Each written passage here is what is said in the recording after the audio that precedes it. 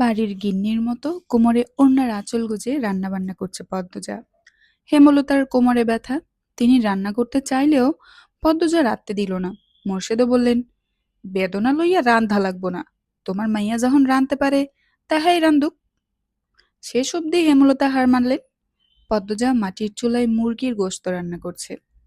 খড়ি বা লাকড়ি হিসেবে আছে বাঁশের মুড়ো। আগুনের শিখার রং নীলচে। শীতের মাঝে রান্নার শান্তি আলাদা। মুরগির গোশত রান্না হওয়ার কারণ, আজ এতিম মিসকিন খাওয়ানো হবে। হেমলতা বলেন, সামর্থ্য থাকলে মাসে একবার হলেও এতিম মিসকিনদের খাওয়ানো উচিত, নয়তো ঘরে রহমত থাকে না। রান্না শেষ করে পদ্মজা হেমলতার কাছে এলো, বলল, আম্মা, রান্না শেষ। হেমলতা দৌড় বলল মাখা কণ্ঠে বললেন, তোর আব্বারে গিয়ে বল আলী, মুমিন আর ময়নাকে নিয়ে আসতে। পদ্মজা কিছু না বলে মাথা নিচু করে ফেলল। মোর্শেদের সঙ্গে আগ বাড়িয়ে কথা বলতে তার ভয় হয়। অনেক দিন বাজে ব্যবহার করেন না। হুট করে যদি আবার করে ফেলেন তো খুব কষ্ট হবে। হেমলতা মৃদু হাসলেন, বললেন, কিছু বলবে না, যা তুই। পদ্মজা ধীর কণ্ঠে বলল, সত্যি যাব? হেমলতার সামনে পেছনে মাথা ঝাঁকিয়ে ইঙ্গিত করলেন যেতে। পদ্মজা মোর্শেদকে উঠানেই পেল। চেয়ারে বসে রোদ পোহাচ্ছেন। পদ্মজা গুটি গুটি পায়ে হেঁটে গেল।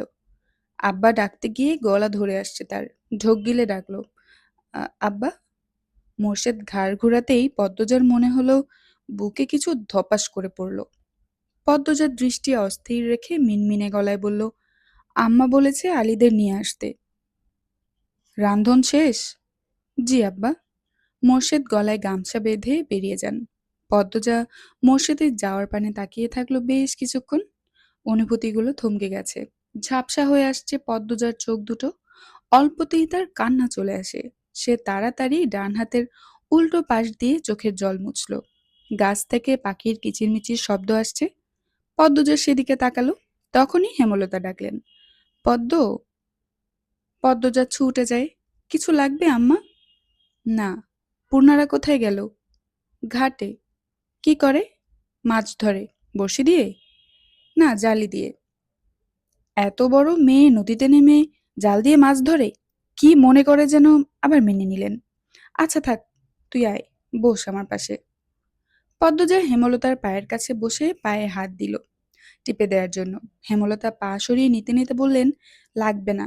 শাড়ির আঁচল দিয়ে পদ্মজার কপালের ঘাম মুছে দিয়ে বললেন, কোমরের ব্যথাটা কমেছে, চিন্তা করিস না। তোর আব্বা কিছু বলেছে? না আম্মা। আচ্ছা আম্মা, আব্বা এত পাল্টালো কিভাবে? পদ্মজা নিজের আগ্রহ দমে রাখতে পারল না। হেমলতা মৃদু হাসলেন। উদাস হয়ে টিনের দেয়ালে তাকিয়ে বললেন, শুনেছিলাম তোর বাপ ভালো মানুষ, কিন্তু বিয়ের পর তার ভালো মানুষই ভুলেও দেখিনি।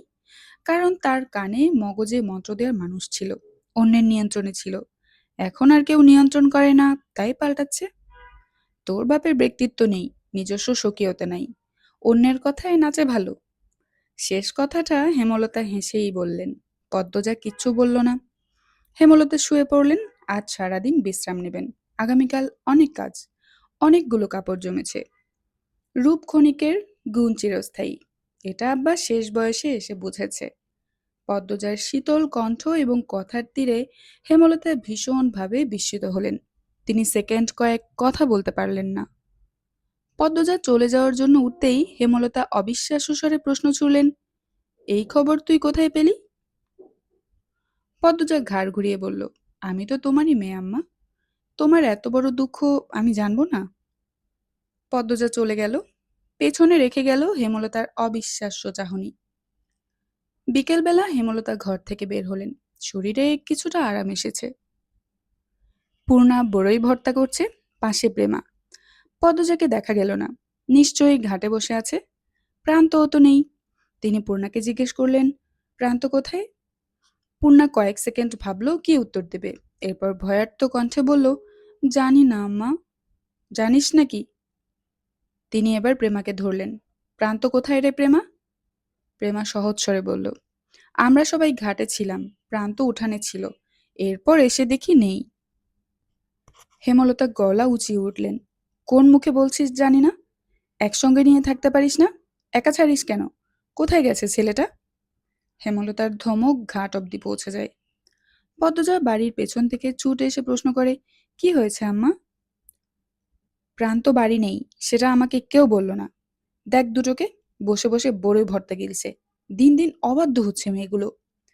পূর্ণা ভয়ে জড়সড় হয়ে বসে আছে। প্রেমা হেমলতার ধমকে ভয় পাচ্ছে, কিন্তু অতটা না। হেমলতার মন কুগাইছে। তিনি নিজ ঘরে যেতে যেতে পদ্মজাকে বললেন, বের হচ্ছি আমি, সাবধানে থাকবি। তখনই দুজন লোক প্রান্তকে নিয়ে বাড়িতে ঢুকলো। প্রান্তর কপাল বেয়ে রক্ত ঝরছে। পদ্মজা উদ্গ্রীব হয়ে হেমলতাকে ডাকলো, আম্মা। এরপর দৌড়ে গেল উঠানে। প্রান্ত কাঁদছে। হেমলতা ব্যস্ত পায়ে বেরিয়ে আসেন। প্রান্তকে আহত অবস্থায় দেখে ভরকে যান। বুকটা হাহাকার করে ওঠে তার। ছুটতে গিয়ে প্রান্তকে দুই হাতে জড়িয়ে ধরে লোক দুটিকে জিজ্ঞেস করলেন, আমার ছেলের কি হয়েছে? একজন লোক বলল, পলাশ মিয়া স্যারের লগে মাইল লাগছিল, সেই স্যারায় পাথর দিয়ে ইরা মারছে কপালে, আর ফাইটটা গেছে। মোর্শেদ লাহারি ঘরের সামনে গাছ কাটছিলেন। চেঁচামেচি শুনে চলে আসেন। প্রান্তকে এমত অবস্থায় দেখে লোক দুটিকে তেজ নিয়ে বললেন, কোন কুত্তার বাচ্চায় আমার স্যারেরে মারছে? কোন বান্দির স্যারের এত বড় সাহস? মোর্শেদ উত্তরের অপেক্ষা করলেন না। প্রান্তকে নিয়ে ছুটে চলে যান বাজারে। হেমলতা রয়ে গেলেন বাড়িতে। বাজারে আজ হাট বসেছে। মোর্শেদ হেমলতাকে নিষেধ করেছেন সঙ্গে যেতে। বাড়িতে থেকে হেমলতা হাঁসফাঁস করছেন। প্রান্ত একা বড় হয়েছে। কতবার কত রকম আঘাত পেয়েছে, দেখার কেউ ছিল না। সবসময় মিনমিনিয়ে কেঁদেছে। এমন বাচ্চা ছেলের এত বড় আঘাত পেয়ে চেঁচিয়ে কাঁধার কথা। কষ্ট তো আর কম পায়নি। দাঁতে দাঁত চেপে সহ্য করেছে। হেমলতার ভীষণ কষ্ট হচ্ছে। পদ্মজা ঘরে লুকিয়ে কাঁদছে। পূর্ণা আর প্রেমা বাড়ির বাইরে বারবার উকি দিয়ে দেখছে তাদের আব্বা প্রান্তকে নিয়ে ফিরল কিনা। দেখতে দেখতে চলে এসেছে ম্যাট্রিক পরীক্ষা। কেন্দ্র শহরে যেতে লাগে 6 ঘন্টা। বাড়িতে থেকে পরীক্ষা দেওয়া সম্ভব না। এদিকে কেন্দ্রের পাশেই মোর্শেদের মামা বাড়ি। মামা নেই, তবে মামাতো ভাইয়েরা আছে। কথাবার্তা বলে সেখানেই 1.5 মাসের জন্য হেমলতা আর পদ্মজা উঠল। মোর্শেদ বাকি 2 মেয়ে আর প্রান্তকে নিয়ে বাড়িতেই রয়ে গেছেন। হেমলতা পদ্মজাকে নিয়ে আসার পূর্বে নিজে এসে দেখে গেছেন পরিবেশ কেমন। মোর্শেদের 2 মামাতো ভাইয়ের মধ্যে একজন রাজধানীতে থাকে, আরেকজনের বয়স হয়েছে অনেক। ছেলে মেয়েদের বিয়ে দিয়ে বউ নিয়ে একাই থাকেন। ছেলেরা শহরে চাকরি করে। পদ্মজার জন্য উপযুক্ত স্থান, তাই আর অমত করলেন না। মোর্শেদের যে ভাইটি বাড়িতে আছেন তার নাম আকবর হোসেন। বয়স 60-এর বেশি হবে। তবে আকবর হোসেনের স্ত্রী জয়নবের বয়স খুব কম, হেমলতার বয়সী। হেমলতা আকবর হোসেনকে ভাইজান বলে সম্বোধন করলেন। দালান বাড়ি, বেশিরভাগ সময় বিদ্যুৎ থাকে, ফলে পদ্মজা মন দিয়ে পড়তে পারছে। পরীক্ষাও ভালো করে দিচ্ছে। হেমলতা অবশ্য আকবর হোসেনকে চোখে চোখে রেখেছেন। শীতল প্রকৃতির লোক, তবে বিশ্বাসী। রাতের খাবার আকবর হোসেনের সঙ্গেই খেতে হয়। হেমলতা 1.5 মাসের খাওয়ার খরচ নিয়ে এসেছেন। আকবর হোসেন কিছুতেই আলাদা রাখতে দিচ্ছেন না। এভাবে অন্যের বোঝা হয়ে থাকতে হেমলতার আত্মসম্মানে লাগে। তিনি কথায় কথায় জানতে পারলেন আকবর হোসেন এবং জয়নবের নকশিকাঁথা খুব পছন্দ। তাই তিনি কিছুদিন যাবৎ নকশিকাঁথা সেলাই করছেন। যতক্ষণ পদ্মজা পরীক্ষা দেয় ততক্ষণ হেমলতা কেন্দ্রের বাইরে কোথাও বসে বা দাঁড়িয়ে অপেক্ষা করেন। অনেক রাত অবধি পদ্মজা পড়ে। আজ অনেকক্ষণ ধরে কি যেন ভাবছে। হেমলতা ব্যাপারটা খেয়াল করে পদ্মজার পাশে বসে জিজ্ঞাসা করলেন, কি ভাবছিস? পদ্মজা এক নজর হেমলতাকে দেখে চোখ ফিরিয়ে নিল। হেমলতা তাকিয়ে রইলেন জানার জন্য। পদ্মজা দ্বিধা নিয়ে বলল, রাগ করবে না তো? হেমলতা পদ্মজাকে পরখ করে নিলেন। বললেন, কি জানতে চাস? পদ্মজা এদিক ওদিক চোখ বুলাই। কিভাবে শুরু করবে বুঝে উঠতে পারছে না। 2 মিনিট পর নীরবতা ভেঙে পড়ল। দুপুর থেকে আমার খুব জানতে ইচ্ছে হচ্ছে, হানিফ মামাকে কে মারলো? তোমার সঙ্গে মামার কি কথা হয়েছিল? হানিফ মামাকে, মানে, তুমি তো অন্য কারণে গিয়েছিলে, কিন্তু ফিরে এলে খুনও হলো। আমি সবসময় এটা ভাবি, কখনো উত্তর পাই না। মনে মনে অনেক যুক্তি সাজাই, কিন্তু যুক্তিগুলো মিলে না। সব যুক্তি খাপ ছাড়া এলোমেলো। কাল পরীক্ষা, আর আজ এসব ভেবে সময় নষ্ট করছিস? হেমলতার কণ্ঠ স্বাভাবিক, তবুও পদ্মজা ভয় পেয়ে গেল। তবে কিঞ্চিত আশা মনে ভীষণভাবে উকি দিচ্ছে। কিছুটা দূরেই রেল স্টেশন। সেখান থেকে হুইসেলের শব্দ ভেসে আসছে। গভীর রাতে ট্রেন ছুটে যাচ্ছে নিজ গন্তব্যের দিকে। কাছে কোথাও নেড়ি কুকুরের দল ঘেউ ঘেউ করছে। হেমলতা জানালাগুলো বন্ধ করে দিলেন যাতে কুকুরের ডাকাডাকির আওয়াজে পদ্মজার পড়াশোনার সমস্যা না হয়। পদ্মজা ইংরেজি বইয়ের দিকে চোখ রেখে মিনমিনে স্বরে বলল, পরীক্ষা তো পরশু। হেমলতা খোলা চুল মুঠোয় নিয়ে হাত খোপা করে বললেন, কাল আর পরশুর মাঝে তো খুব একটা পার্থক্য নেই। পদ্মজা কিছু বলল না। বইয়ের দিকে তাকিয়ে এমন ভান ধরলো যেন পড়ায় তার ভীষণ একাগ্রতা। হেমলতা চোখ ছোট ছোট করে পদ্মজাকে দেখছেন। মেয়েটা পড়ায় মনোযোগ দেওয়ার আপ্রাণ চেষ্টা করছে, কিন্তু সফল হতে পারছে না। বারবার নিজের ঠোঁট কামড়াচ্ছে। তিনি হঠাৎই বললেন, ছাদে যাবি? এহেন প্রস্তাবে পদ্মজা বিস্মিত হলো। নাকের পাটা হয়ে গেল লাল। যদিও এই কথাই নাক লাল হলো কেন তা জানা নেই। সে হাঁ করে তাকিয়ে রইল মায়ের দিকে। হেমলতা আবার বললেন, যাবি? পদ্মজা প্রফুল্ল চিত্তে বলল, যাব, যাব আম্মা। আকবর হোসেনের বাড়িটির নাম সিংহাসন কুঞ্জ। এই অদ্ভুত নামের হেতু ছাদে উঠলেই জানা যায়। মা মেয়ে সিঁড়ি বেয়ে ছাদের দিকে উঠছে। তাদের পায়ের শব্দ মোহময় ছন্দ তুলে হারিয়ে যাচ্ছে গহীন অন্ধকারে। ছাদের ঠিক মধ্যিখানে দাঁড়িয়ে আছে বিশাল সিংহাসন। তা দেখে পদ্মজার চক্ষু চড়ক গাছ। বিস্ময় নিয়ে প্রশ্ন করল, আম্মা, এই সিংহাসন কার? হেমলতা পদ্মজার মুখের ভাব দেখে বেশ আনন্দ পাচ্ছেন। তিনি নিজেও 2 দিন আগে সিংহাসনটি দেখে খুব অবাক হয়ে আকবর হোসেনের কাছে একইভাবে প্রশ্ন করেছিলেন। তাই আকবর হোসেনের উত্তর পুনরাবৃত্তি করলেন, তোর আকবর কাকার বাবা বিশ্ববিদ্যালয়ে বাংলা সাহিত্যের অধ্যাপক ছিলেন। তার ইচ্ছে ছিল নিজের বাড়ির ছাদে একটা সিংহাসন তৈরি করার। শেষ বয়সে এসে নিজের মনের ইচ্ছে পূরণ করেছেন। দিনরাত নাকি রাজকীয় ভঙ্গিতে সিংহাসনে বসে থাকতেন। মৃত্যুও হয় এই সিংহাসনে, ঘুমানো অবস্থায়। পদ্মজা হা করে কিছুক্ষণ স্থির হয়ে রইল। তারপর খুঁটিয়ে খুঁটিয়ে দেখতে লাগলো সিংহাসনটি। ময়ূর সিংহাসন, ইট সিমেন্টের তৈরি। আসনটি যেন পেখম মেলে দাঁড়িয়ে আছে। অনেক বড়, দৈর্ঘ্য 5 ফুট বা আরো বেশি হবে। পদ্মজা প্রশ্ন করলো, আম্মা, এটা মোগল সম্রাট শাহজাহানের সিংহাসনের মতো না? হেমলতা বললেন, অনেকটাই তেমন। সম্রাট শাহজাহানের সিংহাসনের মতো করে বানানোর স্বপ্নই বোধহয় তিনি দেখতেন, অর্থের জন্য পারেননি। পদ্মজা ভিন্ন প্রসঙ্গে চলে গেল। অনুরোধ করে বলল, আম্মা, তুমি সিংহাসনে বসো। আমাকে মানাবে না, তুই বস, তোকে রাজরানী লাগবে। তুমি আগে বসো, আম্মা একটু বসো, একটু। পদ্মজার অনুরোধে হেমলতা সিংহাসনে বসলেন। পদ্মজা ডেকে বললেন, তুইও আয়, পাশে বস। পদ্মজা এলো না, দূর থেকে বলল, মাঝে বসো আম্মা। কি শুরু করেছিস? বসো না। হেমলতা কপাল কুঁচকে সিংহাসনের মাঝে বসেন। পদ্মজার ঠোঁটে হাসি ফুটে আবার হারিয়ে গেল। বলল, আর একটু বাকি। কি বাকি?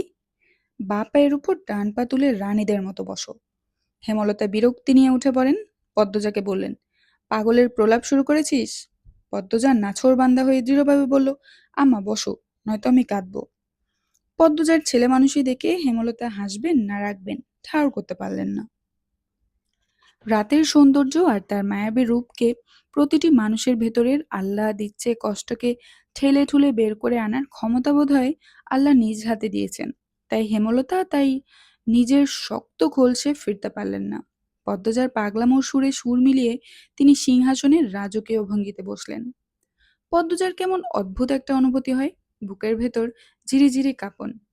এই তো আর তার কল্পনার রাজ্যের রাজরানী হেমলতা এবং তার কন্যা সে, পদ্মজা। চোখের মণিকোঠায় ভেসে উঠল একটি অসাধারণ দৃশ্য। হেমলতার সর্বাঙ্গে হীরামণি মুক্তার অলংকার। অসম্ভব সুন্দর শ্যামবর্ণের এই সাহসী নারীকে দেখতে কত শত দেশ থেকে মানুষ ভিড় জমিয়েছে। আর সে হেমলতার পাশে বসে আছে। চারিদিকে ঢাক ঢোল পিটানো হচ্ছে। হাতিশাল থেকে হাতির হুঙ্কার আসছে। তারাও যেন খুশি এমন রানী পেয়ে। তোর পাগলামি শেষ হয়েছে? পদ্মজার জবাব না দিয়ে হেমলতার পাশে এসে বসলো। কোলে মাথা রেখে গুটিসুটি মেরে শুয়ে আক্ষেপের সরে বলল, আম্মা, তুমি রানী আর আমি রাজকন্যা কেন হলাম না? সবাই আমাদের ভালোবাসতো, সম্মান করত, মুগ্ধ হয়ে দেখতো। হেমলতার বুক চিরে দীর্ঘশ্বাস বেরিয়ে আসে। সমাজ কেন তার প্রতিকূলে থাকলো? কেন পদ্মজা ছোট থেকে সমাজের অন্য কারো মেয়ের সঙ্গে মেশার অধিকার পেল না? তিনি বললেন, জন্ম যেভাবেই হোক, জীবনে সফলতা নেয় নেই মৃত্যুতে ঢলে পড়া ব্যক্তির ব্যর্থতা। তুই এমন জায়গায় যাওয়ার চেষ্টা কর যাতে মানুষ সম্মান করে, সম্মান করতে বাধ্য হয়, চোখ তুলে তাকাতেও যেন ভয় করে। যারা ধূর্ছাই করেছে তাদের যেন বিবেক বাঁধে। পারবো আমি? কেন পারবি না? পুরো জীবন তো দুঃখ ও অবহেলায় যায় না। তোমার জীবনের অনেকগুলো বছর দুঃখ আর অবহেলাতেই তো গেছে, কিছুই পাওনি। হেমলতা তাৎক্ষণিক পাল্টা জবাব দিতে পারলেন না। তিনি দুঃখ, কষ্ট, অবহেলা, অপমান আর একাকিত্ব ছাড়া জীবনে কি পেয়েছেন?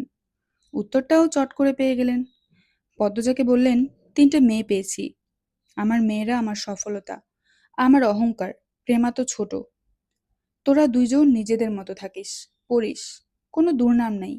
যখন মানুষ বলে, এই যে এরা হচ্ছে হেমলতার মেয়ে, তখন আমার অনেক কিছু পাওয়া হয়ে যায়। গর্বে বুকটা ভরে ওঠে। পদ্মজা আশ্বস্ত করে বলল, কখনো ভুল কাজ করব না। তোমার সম্মান আমাদের জন্য একটুও নষ্ট হতে দেব না, আম্মা।